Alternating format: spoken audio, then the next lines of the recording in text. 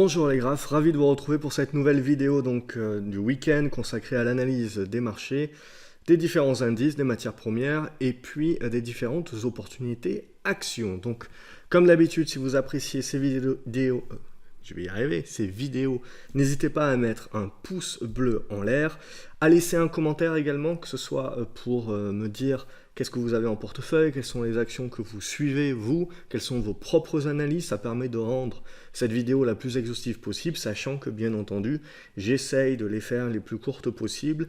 Et dans ce cas-là, bien entendu, on ne peut pas tout voir et je suis beaucoup plus exhaustif de toute manière au sein de l'Académie des graphes. Donc ça sert un petit peu de synthèse entre guillemets. Voilà, donc on va attaquer tout de suite avec le CAC 40. Donc pas mal, une porte de saloon, hein. Hier avec la BCE, il a suffi de quelques mots pour que tout le monde un petit peu prenne peur. Donc c'est toujours comme ça. Clairement, contrairement à ce que je peux lire, c'est pas ce que je pense. On n'est pas dans un marché euphorique, on n'est pas dans un marché confiant. Parce que clairement, sinon, on n'aurait pas ce type de crainte et ce type de porte de saloon où on sent que tout le monde, en fait, justement, est plutôt en train d'attendre le moindre signal de peur, de crainte et de tout solder. Et donc, on est clairement dans un marché haussier, mais dans un marché haussier sceptique. Donc, dans ces cas-là, on sent bien en effet qu'on a beaucoup d'investisseurs qui sont prêts à appuyer sur le bouton vendre. Et dans ces cas-là, moi, en fait, c'est ce que je préfère finalement. Par rapport à un marché qui est haussier, où tout le monde est optimiste, là, c'est ce genre de truc où je me méfie grandement. Là, c'est sur ce genre de marché, bon, on voit que c'est la micro qui fait clairement le boulot. Donc après, la question qu'on peut se poser, bien entendu, c'est qu'une fois que tous les résultats vont être passés, il va nous rester la Fed et après, sur ce mois d'août, hein, c'est là où ça va manquer un petit peu de catalyseur. Donc ce qui nous restera, ça sera éventuellement les buybacks. Donc est-ce qu'ils supporteront ou ne supporteront pas, c'est la question. Mais en tout cas, ce que l'on voit sur le CAC 40 actuellement, c'est qu'on a tenté hier une petite excursion en dehors de l'oblique haussière. On ne l'a pas validé et on reste donc dans cette figure en entonnoir, hein, donc en porte-voix. Et l'idée, c'est toujours la même, 5530 points en support, et puis cette zone des 5640 points en résistance. On recasse les 5640, et ben on repart et on tente une nouvelle jambe haussière. On casse à la baisse les 5540, 5530 points, et ben on attaquera une correction un petit peu plus forte, très certainement vers la zone comprise entre les 5470 points, les 5450 et les 5430. Tant qu'on est au-dessus de ces 5430 à moyen terme, je ne pense pas qu'il faille jeter le bébé avec l'eau du bain. On aura l'occasion de toute façon d'en reparler. Ce que l'on voit, c'est que quand même on a des bons volumes, hein, sur ce mois de juillet, hein, donc on ne s'ennuie pas clairement. Et puis sur les 2 derniers jours également, on a eu pas mal de volatilité, donc là aussi on ne s'ennuie pas. Ce que l'on constate également, c'est que les bons résultats, ou en tout cas les résultats qui sont au-dessus des attentes, clairement sont plébiscités. Par contre, dès qu'il y a des déceptions, hein, on est sur une sanction à moins 10%. On l'a vu aujourd'hui, hein, on s'est tapé Fnac, on s'est tapé AK Techno, Europcar, Imeris. Donc on voit tout de suite, hein, les sanctions. Les sanctions se font pas à moitié, on est sur, entre guillemets, du moins 10%. Par contre, ce que l'on voit, c'est que les investisseurs font pas n'importe quoi, c'est-à-dire ils sont pas en mode je vends n'importe comment, puisqu'on s'est rendu compte que sur ces ventes, même sur ces ventes très fortes, on est revenu techniquement sur des niveaux graphiques de support et ils ont tenu et ils ont été achetés. Donc clairement, les niveaux techniques sont encore suivis, donc on est loin de la panique, hein, donc on est vraiment dans quelque chose d'assez ordonné toujours. Donc on va attaquer avec le CAC 40, donc pas plus à se dire. Je veux dire, on est toujours dans ce porte-voix et donc tant qu'on l'est, c'est une consolidation qui est à plat. Il faudra déborder par le haut ou par le bas pour avoir donc le prochain signal. Globalement, au-dessus des 5530, je ne change pas mon fusil d'épaule, je reste toujours positif, même si je prends en compte la séance d'hier comme un petit signal de faiblesse. Et donc, du coup, c'est la raison pour laquelle j'ai augmenté ma couverture, puisque je suis toujours pleinement investi à l'achat sur énormément de différentes actions, même si je suis sur des titres qui sont un peu plus liquides dorénavant, donc je suis un peu plus réactif pour pouvoir vendre éventuellement si ça se retourne.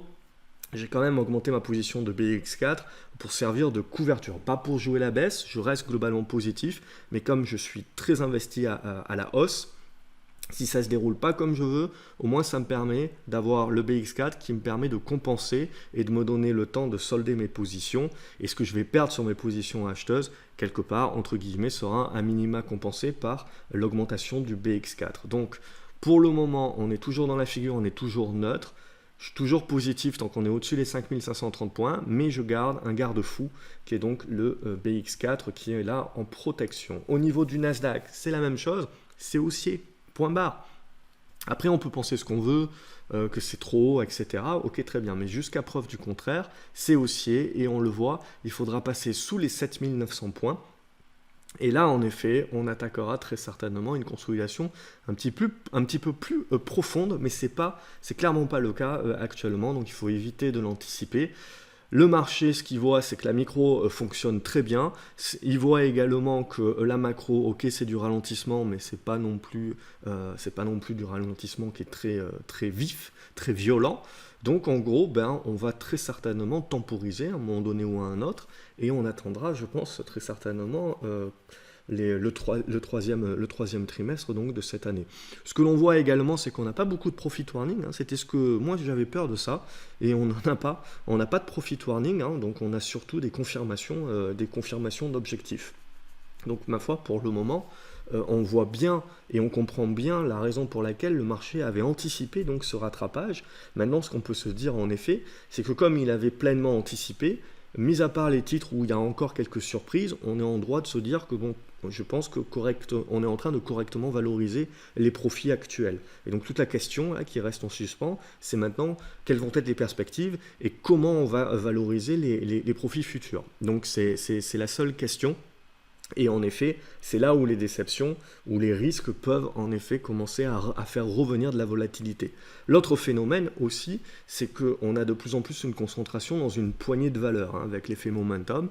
Et ça, le risque évidemment, et on le voit sur le luxe, notamment sur le CAC 40, le risque évidemment, c'est que quand ce secteur d'activité-là va temporiser, va justement souffler, il ne va pas le faire à moitié, donc ça sera une volatilité qui sera à nouveau retrouvée. Et il faut s'attendre à ce que ça bouge, clairement, mais il ne faudra pas jeter le bébé avec l'eau du bain, puisque ça bougera de manière proportionnelle par rapport à la hausse également qu'on a connue. Donc il faut toujours penser en termes de proportionnalité, et pas tout de suite, dès qu'on perd 1%, ça y est, c'est la crise, c'est la fin du monde, sans prendre en compte qu'on a gagné 10% auparavant et qu'il faut quand même bien consolider, sinon c'est là où ça devient pas sain. Donc, sinon, au niveau du Brent, là, c'est neutre. On est dans ce triangle symétrique, en plein milieu du triangle symétrique. C'est neutre de chez neutre. On casse par le bas, on reviendra sur les 58 $. Et en effet, on pourra se dire que le marché il est en train de devenir un petit peu plus sceptique sur le ralentissement économique. Ou on casse par le haut. Et là, clairement, on peut se dire que le marché il anticipe plutôt un rebond sur ces prochains mois. Au niveau du cuivre, on a à peu près la même chose. Donc le cuivre, c'est pareil, pour moi, il est neutre. Il faudra repasser, on voit, au-dessus de cette zone des 2,80. Et là, on pourra se dire que le marché anticipe quand même un rebond économique sur la fin de l'année. Ou à contrario, si on repasse en dessous ici de cette zone des 2,65 et qu'on va casser cette zone des 2,62, 2,60, là on pourra se dire que le marché il devient franchement beaucoup plus sceptique et il pense qu'on va certainement approfondir un petit peu le ralentissement. Et donc c'est là, à mon avis, qu'on pourra se servir du cuivre comme un indicateur anticipé en se disant aïe aïe aïe, attention, là peut-être que le marché il anticipe maintenant que le meilleur est un petit peu derrière nous. Donc ça pour le moment c'est neutre, donc on n'anticipe pas, c'est purement neutre. Ensuite, au niveau de l'or, là aussi on est en train de consolider plutôt à plat, alors c'est haussier plein pot, rien à dire. On peut prolonger cet oblique et pour moi donc on reste tout à fait haussier, donc on va rester au-dessus de cette zone des 1400 $. Si on venait à casser cette zone des 1400 $ par le bas, on consoliderait de manière un petit peu plus profonde, mais ça ne serait pas majeur pour moi non plus, on conserverait cette tendance haussière sur l'or. Par contre, pour relancer la hausse, on voit bien qu'il va falloir redépasser cette zone des 1440 $. Et là, on devrait s'ouvrir la voie des 1480 à 1520 $. Et les minières devraient reprendre également du poil de la bête. Là également sur les minières, on va le voir. Également, il faut s'attendre à une consolidation, rien de bien méchant. Et moi, justement, je conserve des liquidités pour la consolidation, pour la construction et voir du coup si je peux réaccumuler sur les minières. Donc c'est surtout ça, donc c'est une phase d'observation éventuellement dans laquelle on est en train d'entrer. Sur l'argent, c'est exactement la même chose, je veux dire voilà, on a fait un gros rattrapage, une grosse poussée, et maintenant on est en train de faire une consolidation à plat. Donc rien de dangereux, rien qui remet en cause la tendance actuelle, il faut juste attendre, patienter, éventuellement qu'on forme une figure, mais ça reste purement haussier. Et enfin pour l'euro-dollar, on s'est beaucoup émoustillé sur le fait que l'euro-dollar repartait à la baisse, qu'on se rend compte surtout, c'est qu'on est en train de revenir sur une ancienne oblique du biseau descendant. Donc on avait cassé ce biseau descendant ici, cette oblique-là. Donc on avait cassé ce biseau descendant. Là, on est arrivé sur une résistance où on trace une autre oblique. Donc en fait, c'est comme si on avait un biseau descendant à l'intérieur du biseau descendant. Et on est en train d'effectuer un pullback sur l'ancienne résistance oblique qui est devenue support. Donc c'est-à-dire peu ou prou sur cette zone des 1,10-70 et des brouettes. Ça continue de baisser, bien entendu. Donc même si on marque, là pour l'instant, c'est pas le cas, hein, mais même si on devait marquer des plus bas sur l'euro-dollar, voilà, il faut éviter, je serais tenté de dire que pour moi le scénario ne change pas, on est toujours dans quelque chose de très neutre ici, en gros entre les 1,10 et les 1,14, il faudra casser à la hausse ou à la baisse pour réellement insuffler. On casse à la baisse, évidemment, on va aller très certainement, très rapidement retrouver la zone des 1,07. Par contre, on casse à la hausse et là on retrouve un cheminement haussier sur l'euro-dollar. Donc ça, évidemment, c'est à surveiller parce que l'euro-dollar nous dit beaucoup de choses. Et là, en l'occurrence, ce qu'il nous dit, pour l'instant, c'est qu'il y a un gros différentiel entre les taux de la Fed et de la BCE.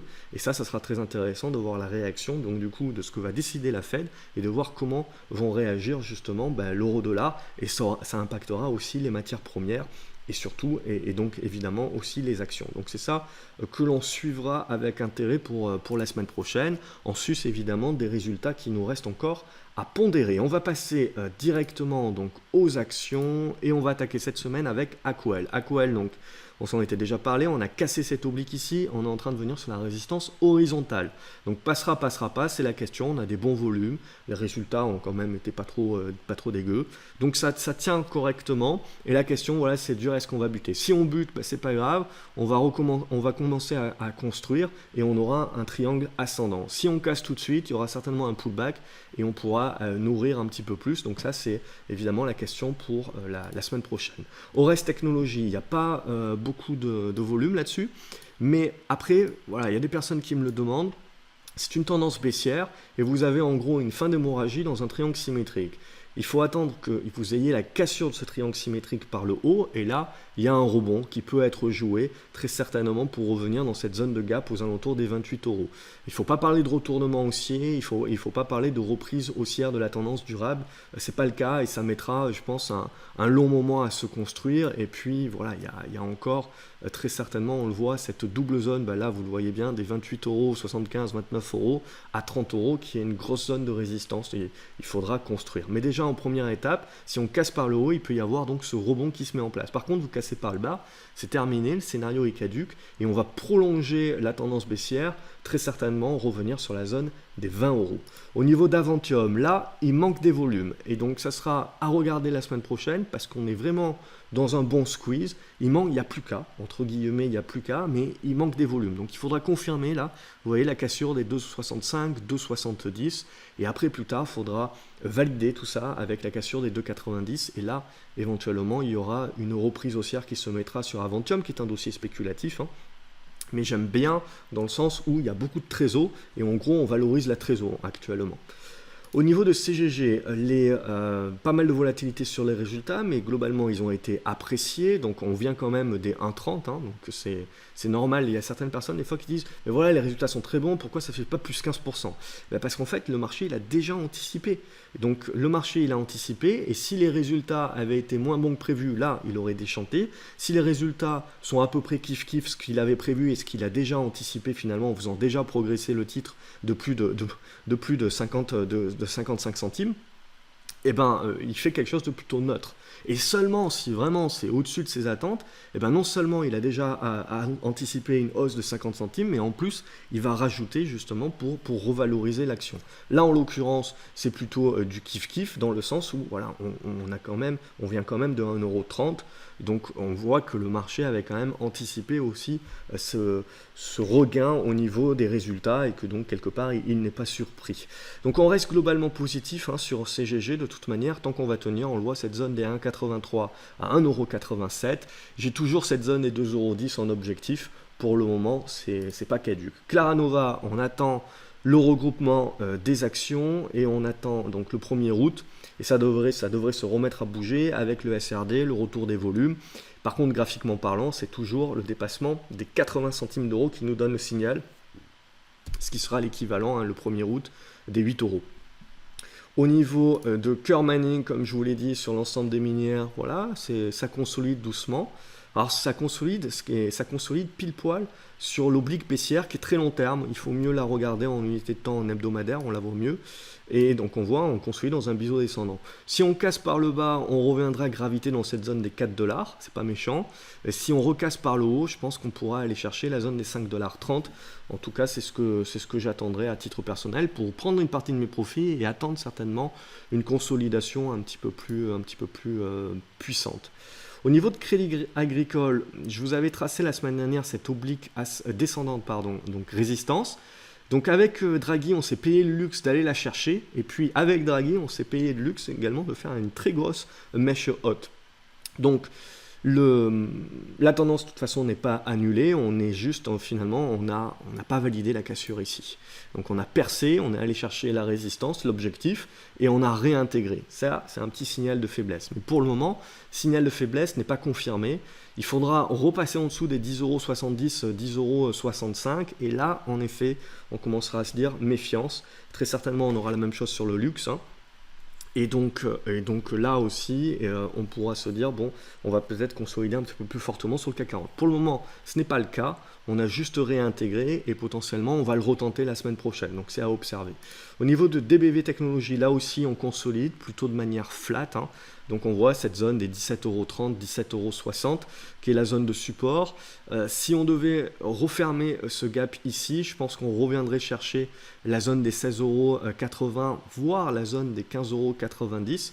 Il peut y avoir de la volatilité, mais je continue à titre personnel à vouloir dimensionner ma position pour jouer tout simplement le dépôt du dossier auprès de la FDA. Et clairement c'est spéculatif, mais c'est ce que je joue.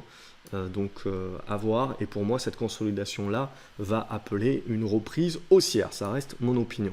Au niveau de Jetswell, est-ce qu'on va anticiper, là c'est un dépassement des 1,20 € qui donnera un joli signal pour revenir sur les 1,40 € et commencer à mettre en place une tendance de moins de risque de manière plus long terme. On est déjà en moins de risque de manière court terme, mais on passerait, on le voit au niveau des indicateurs qui verdissent bien, mais on passerait là en signal de moyen à long terme. Donc à surveiller. Après, voilà, le petit bémol, c'est que c'est très léger au niveau des volumes. Au niveau de NJ, on est arrivé sur résistance, pas de mal. Donc là aussi, on vient quand même des 12 €, donc éventuellement ça soufflera. Cette zone ici des 13,40 € reste support et on reste dans une tendance haussière, moins de risque. Au niveau des ramés, on reste dans une tendance baissière et en l'occurrence, on va le rester tant qu'on ne cassera pas cette zone des 57 € à la hausse. Par contre, à plus court terme, ce que j'observe, c'est un retour sur cette zone des 46 €.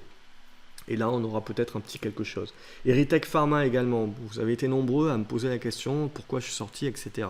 Alors, j'ai été déjà sorti, j'avais une grosse position. Problématique sur Erytech, c'est qu'on a du mal à sortir quand on a une grosse ligne.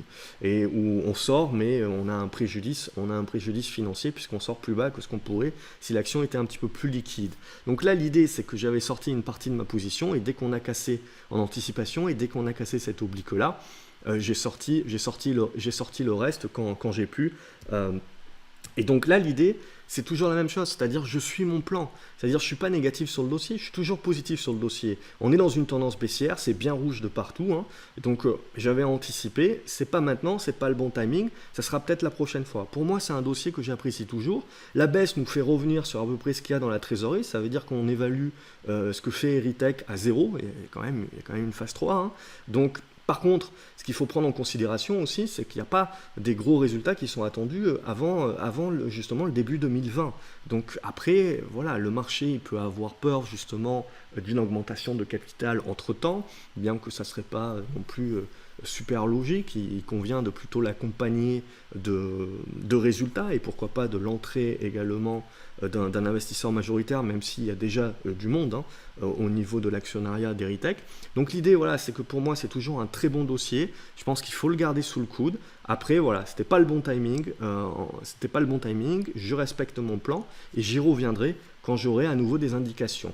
Et pour moi, les indications, c'est en gros, soit on revient au-dessus des 6,20 €, 6,30 €, soit on va chercher la zone des 5,40 €, 5,30 €, qui pour moi est une zone de support de long terme. Alors j'ai plusieurs tracés, parce que j'attends que le marché me confirme. Dès que le marché me confirmera quelque chose, voilà, je parle de zone, et dès qu'il me confirmera quelque chose, et ben, je commence à éradiquer mes tracés, et je commence à beaucoup simplifier mon analyse. Là, c'est une analyse d'observation, c'est une analyse d'attente, et donc j'attends de voir ce que le marché trouve de probant, ou ce qu'il ne trouve pas de probant, et du coup j'écume au fur et à mesure. Et dès que je vais avoir quelque chose avec les chandeliers qui va me permettre d'être un petit peu plus sûr de mon analyse, et ben là, je pourrai re-rentrer par anticipation et accumuler si derrière, évidemment, on a la validation du signal. Voilà un petit peu comment je fonctionne dans l'idée. Euronav, pour moi, c'est toujours positif, ça construit. Là aussi, on a fait une tentative de sortie par le haut, ça ne s'est pas validé. Mais ce qu'on peut faire, c'est se dire, je vais ajuster par rapport à ce que le marché m'a un petit peu montré. Et donc, mon oblique, je vais la faire un petit peu moins obtus, je vais la faire un petit peu plus comme ceci. Et donc, ce que j'attends, en gros, c'est un dépassement des 8,30 € pour pouvoir valider la validation de la continuation haussière pour revenir tester la zone des 9 €. Là pour l'instant, voilà, on est haussier et on est dans une consolidation, dans un triangle descendant, donc au-dessus des 7,75 € pour arrondir. On reste positif sur Euronav. Ça construit doucement mais sûrement. Europcar, donc là, également des questions qui m'ont été posées. C'est une tendance baissière, on est d'accord. Cette tendance baissière, on voit qu'elle est chapeautée par une longue oblique baissière et par une autre oblique baissière qui est un petit peu moins pentue, et donc ça permet de faire quoi? Ça permet de faire un biseau descendant. Et à l'intérieur de ce biseau descendant, ces dernières semaines, on avait construit quoi? On avait construit un triangle symétrique. Moi, j'avais anticipé l'achat à l'intérieur du triangle symétrique, et donc l'idée avec les résultats, c'était éventuellement, s'ils avaient été meilleurs, ou en tout cas plus appréciés que ça par le marché, de casser par le haut et d'aller chercher l'oblique résistance majeure du biseau descendant. Ça n'a pas été le cas, on a cassé par le bas. Donc on casse par le bas, mon scénario est caduc, je solde. Et derrière, après, ça, c'est l'aléa, justement du marché, c'est qu'en l'espace d'une heure, on est très rapidement allé chercher le bas du biseau descendant. Et donc là, j'ai racheté, j'ai repris une position, mais avec un nouveau plan, qui est plus cette figure-là, mais qui est cette figure en biseau descendant, et j'achète le support. Et donc là, après, je vais attendre de voir comment ça construit. On casse ce support, c'est caduc. Mais au moins, comme je suis rentré au plus près du support, ça ne va pas me coûter très cher de le tenter. Et de tenter ce scénario de reprise, de point bas ici, et de reprise. Et potentiellement, si on arrive à redéborder les anciens supports à nouveau en résistance, notamment cette zone des 6 €, clairement, là, on réaccumulera la position, puisqu'on se dira que ça, c'était finalement un excès, et que potentiellement, là maintenant, maintenant qu'on a purgé, on va se mettre à retenter le rebond et retenter la cassure du biseau descendant par le haut. Voilà. Pour le moment, c'est de la pure anticipation, bien entendu, mais c'est la réflexion de se dire, j'ai un scénario, je tiens ce scénario, je tiens ce plan-là, paf, on casse par le bas, terminé, je sors de cette position. J'attends pas qu'on revienne sur le support et à la limite d'accumuler. Ça, c'est si on est long terme. Si moi, dans mon but, c'était court terme de jouer les résultats et de dire je joue la cassure à la haussière, ça ne se passe pas, je solde. C'est-à-dire que cette position et ce plan, il est soldé. Et après, quand on revient sur le support, je prends un nouveau plan. Et mon plan, c'est de jouer derrière le biseau. EVS Broad Equipment. Donc ça, hop, si j'arrive à tracer, c'est un triangle ascendant.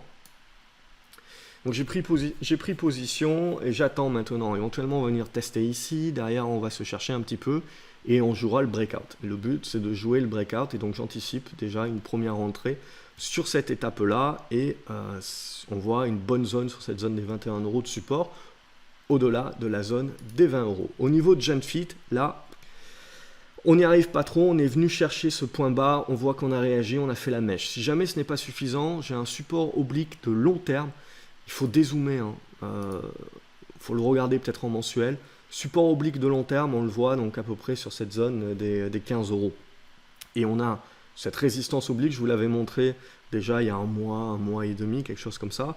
Et cette résistance oblique, donc qui permet de former ce biseau descendant, dont on va arriver au bout, comme de par hasard, au moment où Genfit va devoir commencer à faire quelques annonces de résultats. Donc après, c'est toujours double tranchant, bien entendu, des annonces. Mais bon, l'idée, c'est de se dire que 15,50 € ou 15 €, peu ou prou, c'est la même chose. Ce qui est important, c'est votre horizon de placement. Et donc, derrière, ce qui va nous intéresser pour jouer éventuellement un rebond technique, c'est la cassure en premier lieu de cette oblique baissière ici. Et derrière, vous aurez les 16,80 € qui joueront un rôle de résistance qu'il faudra donc casser par le haut pour essayer d'avoir un rebond un petit peu plus fort vers la zone des 18 € et après on verra comment ça construit tout ça. Au niveau de Genkyotex, il n'y a pas beaucoup de volume et ça c'était au moment où je l'ai sélectionné pour vous montrer, mais sur la fin de séance, ce vendredi, donc on a eu des bons volumes d'achat et on est en train de valider un breakout. Donc tendance baissière et là en fait triangle ascendant qu'on est en train de casser par le haut et donc c'est la mise en place d'un retournement éventuellement qui a pour objectif, on peut spéculer, mais qui en premier lieu on peut viser la zone des 5,50 € et en première résistance déjà les 4,75 €, on voit 4,80 € sont déjà une bonne première étape. Évidemment c'est du spéculatif, taille de position à adapter. Guillemot également, il n'y a pas lourd, c'est dommage, mais c'est toujours une bonne configuration, une bonne congestion. Il n'y a personne il y a eu les résultats, mais en gros, ça n'a intéressé personne. Et donc, en gros, on est toujours dans le même type de figure, donc on va changer un petit peu. Mais en gros, globalement, triangle ascendant qu'il faudra déborder par le haut. Là, ça devrait ramener un petit peu du volume et ça devrait là aussi nous valider le retournement.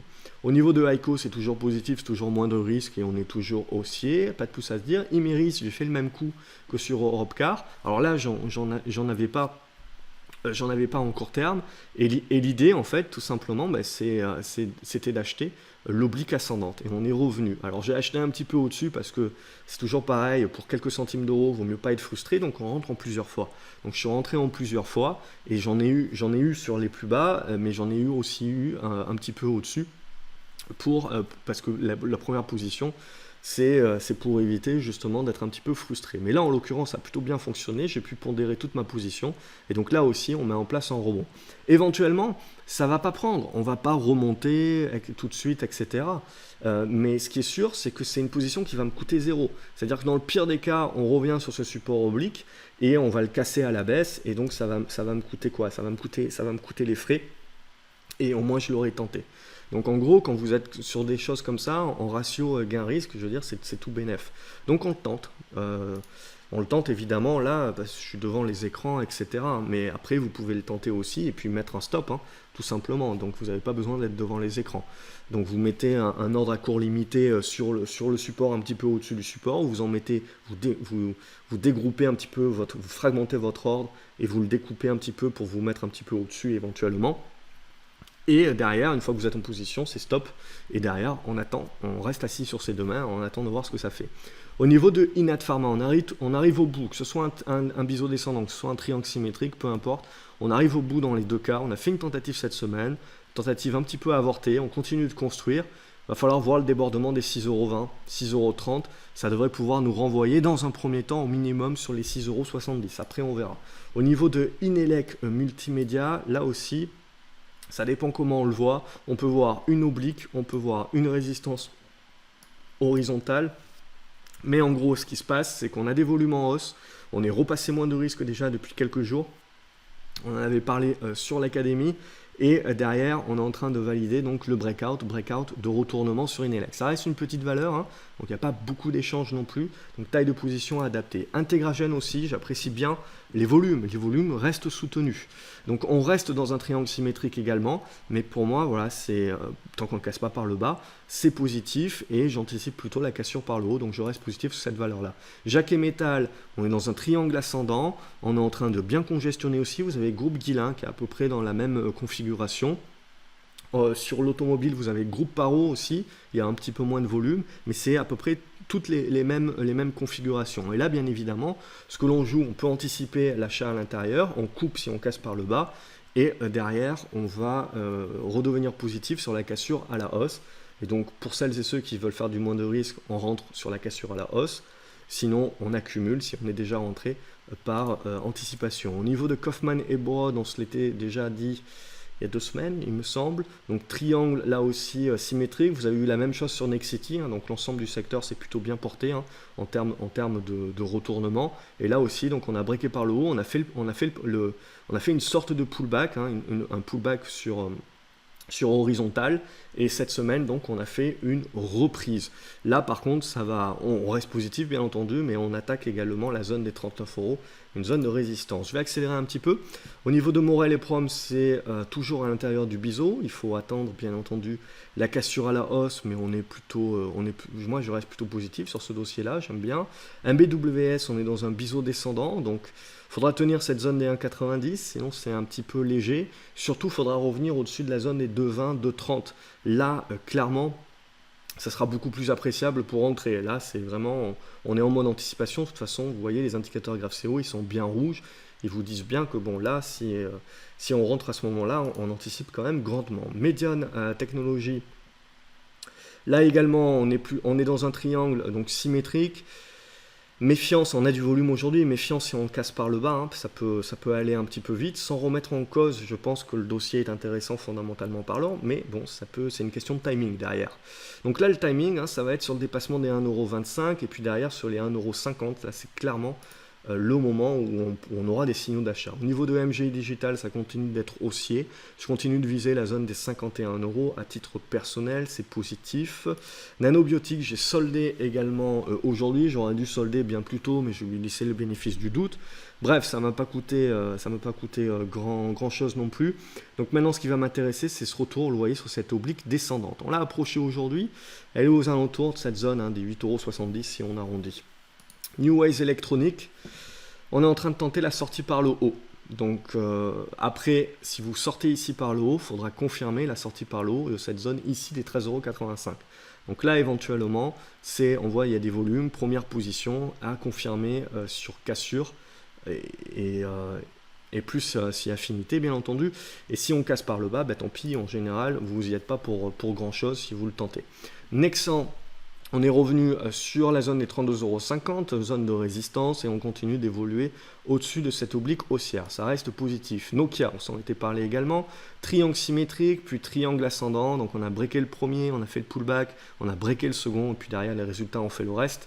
Donc là c'est beau, et on est allé refermer ce gap ici. Donc c'est doublement beau. Donc tant qu'on va rester au-dessus de ce gap ici, hein, clairement à moyen terme et long terme, dorénavant, on va parler de retournement haussier qui aura certainement besoin de construire un petit peu, mais c'est clairement ce qui est en train de se mettre en place. Autre retournement en cours, c'est Oncodesign. Il n'y a pas énormément de volume, c'est ce qui me gêne un petit peu pour rentrer sur la valeur, bien que fondamentalement parlant, je l'apprécie énormément. En tout cas, je trouve que là, on a une belle figure de congestion qui est en train de se mettre en place, et clairement, ça m'intéresse toujours de rentrer sur le dossier. Au niveau de Ontex Group, là je suis rentré et je joue par anticipation la cassure de cette oblique descendante qu'il faudra donc casser par le haut. Et là, on devrait avoir un rebond et pourquoi pas une rumeur d'OPA. Ça nous intéresse toujours. Oxurion, donc on est monté en flèche, on descend en flèche également. Comme je vous le dis assez souvent, la première correction est toujours achetée. Pourquoi ? Parce que vous avez ceux qui ont participé qui se disent c'est une opportunité d'achat et de revenir sur le dossier. Et ceux qui n'ont pas participé, qui ont loupé le train, qui se disent cette fois-ci je ne vais pas louper le second train, donc j'y re-rentre. Donc là en l'occurrence j'attendais plus la zone des 5 €, c'est la zone des 5,20 € qui a plutôt fonctionné. Donc à identifier, mais clairement, hein, c'est une correction qui est au prorata de la hausse également, et qui ne remet absolument pas en cause la tendance haussière. Et là aussi, vous avez des résultats qui sont attendus à la rentrée sur Auxurion. Donc je veux dire, c'est un titre où la spéculation peut demeurer. Pharma simple, biseau descendant. Donc j'apprécie, la semaine prochaine, je pense que je vais essayer d'accumuler ma position pour jouer la cassure à la hausse. Et derrière aussi, ce qui sera important pour moi, ça sera la cassure de cette résistance horizontale. Et donc la cassure de la zone des 9,60 €. Donc voilà, pour Pharma simple, je regarderai la semaine prochaine pour essayer de me positionner et d'accumuler un petit peu ma position. Au niveau de Pierre et Vacances, toujours la même chose, hein, on est dans une congestion, on attend la sortie par le haut, donc grossièrement la zone est 17 €. Pour donner le signal, là j'ai déjà une position qui est assez appréciable. J'essaierai là aussi de l'accumuler. De toute façon, j'ai du BX4 maintenant éventuellement pour compenser. Par contre, voilà, la problématique de Pierre et Vacances, c'est qu'il n'y a pas grand monde, elle n'est pas très liquide. Donc il ne faut pas non plus surdimensionner la position, sinon après pour vendre, ça va être un petit peu compliqué. Au niveau de Poxel, pas grand chose de plus sur Poxel, je me cherche un petit peu là-dessus. Hein. Mais bon, grossièrement, pour faire simple, il faudra dépasser la zone des 6,80 €. Tant qu'on reste sous la zone des 6,80 €, on reste globalement un petit peu pas terrible. Au-dessus des 6,80 €, on commencera à construire quelque chose d'un petit peu plus sympa. Pour le moment, hein, typiquement, c'est assez neutre encore. On casse par le bas, là, ça commencera à être moins bon. Au niveau de Prodways, pas grand chose à se dire, toujours la même chose, il faut dépasser cette zone et 2,85 à 2,90 pour donner un signal.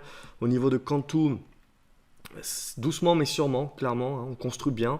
5,20 € continue à être support. Tant qu'on est au-dessus, on est positif. Et on voit, on a fait une nouvelle incursion. Donc, on avait bien consolidé. Donc, on fait consolidation, paf, on break, consolidation, break. Donc, c'est toujours la zone des 5,80, 5,90 que l'on vise, toujours dans une tendance haussière. Au niveau de Ribert, je vous l'avais présenté la semaine dernière, biseau descendant. Je l'ai un petit peu ajusté pour pas faire le breakout tout de suite parce que ça ne s'est pas accompagné de gros volumes. Donc j'ai ajusté, je pense que c'est plutôt cet oblique là qu'il faut visionner. Donc grosso modo la zone des 1,41, 1,42 à dépasser, ce qui devrait nous renvoyer vers la zone des 1,50, 1,60 et après on aurait une congestion à suivre. Il y aura très certainement des résultats. Hein. Je n'ai pas trop suivi le dossier, je pense pas qu'ils sont passés. Donc il faut se méfier aussi des résultats. Sanofi, ça reste globalement positif, au-dessus des 72 €. On voit des plus hauts de plus en plus hauts. Hein. Et globalement, donc on est en conso. Pour parler de relance haussière beaucoup plus durable, il faudra dépasser cette zone des 78, 79 €. Au niveau de SPI, donc on avait commencé à suivre la valeur hein, sur cette zone ici, même bien avant. Et puis donc derrière, on avait eu le rebond, le retournement. Et depuis plusieurs mois, on était dans ce triangle symétrique de consolidation. Et à la faveur des résultats et donc du volume, on a fait le breakout, donc la cassure à la hausse cette semaine. Donc à observer la suite. Au niveau total, c'est neutre. On est toujours dans ce large triangle symétrique, pas grand chose de plus à se dire. Hein. Donc globalement, on reste neutre sur Total, c'est en train de se chercher. Pour redevenir positif, il faudrait repasser au-dessus des 49 €. Au niveau de Total Gabon également, c'est du neutre mais positif. Là, le signal, il viendra du passement de cette zone des 138, 140 et surtout de la zone des 145, 146 €. Sinon, globalement, on continue ici à se chercher, mais je reste à long terme positif sur la valeur. Valeo également, c'est intéressant. Hein, donc, la semaine dernière, on s'était parlé qu'il manquait pas grand-chose pour donner le signal.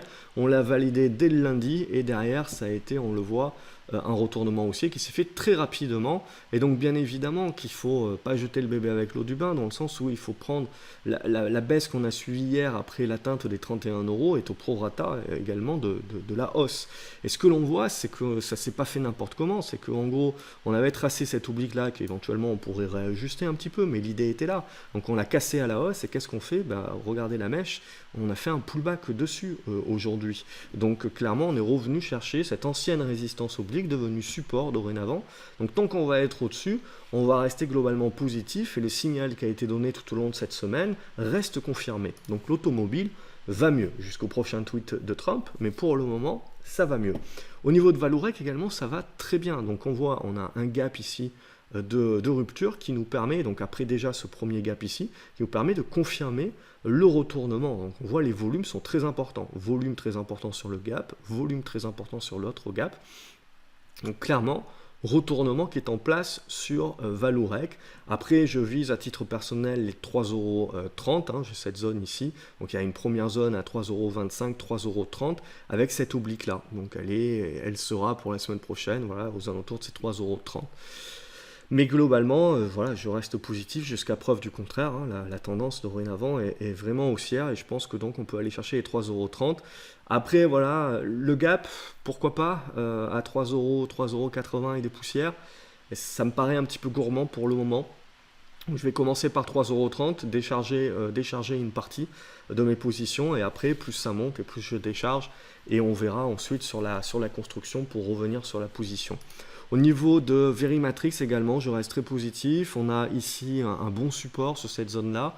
Et ce qu'on attend, c'est le débordement. J'ai accumulé cette semaine donc pour essayer de jouer le débordement des 1,80 à 1,84, 85.